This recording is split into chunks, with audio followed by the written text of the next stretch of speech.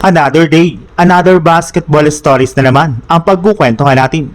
At ngayon nga ay pag-uusapan natin ang balitang tama nga po ang mga analyst tungkol sa mga referee ng serye sa pagitan ng Spurs at OKC Thunder. At ang balitang gugulatin nga po ng Lakers, ang NBA. Tagumpay nga po na naipanalo ng San Antonio Spurs ang kanilang Game 7 laban sa OKC Thunder sa score na 111-103 sa pangunguna ni Victor Wembanyama na nakapagtala ng 22 points dito. Kaya sila na nga pong aabante sa NBA Finals kung saan makakalaban nga po nila dito ang koponan ng New York Knicks sa isang 7-game series.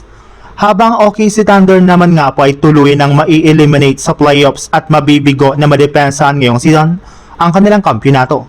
At kasabay nga po ng pagkapanalo ng Spurs ay nagtrending na nga po ang kanilang team sa social media sa dami ng mga fans at analyst na bumati sa kanila. Mismo ang dating NBA player at ngayon NBA analyst na si Kendrick Perkins ang nagsabi na tama nga na po talaga ang hinala na kapag patas nga na po ang naging officiating at tawagan ng foul sa Game 7 ay siguradong mananalo nga po dito ang San Antonio Spurs.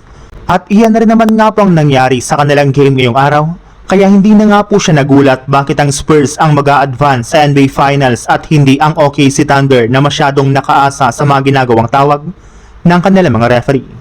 Sa ibang balita naman, ayon nga po sa isang NBA insider, maaari nga pong gamitin talaga ng Lakers ang kanilang 2026 first round pick bilang trade asset para makakuha ng bagong superstar, katulad ni Giannis Antetokounmpo. Balak rin naman nga po nilang gamitin ang kanilang mga player na sina Austin Reeves, Dalton Knecht, Ado Thiero, Rui Hachimura, ang kanilang 2031 pick at ang kanilang 2033 first round picks.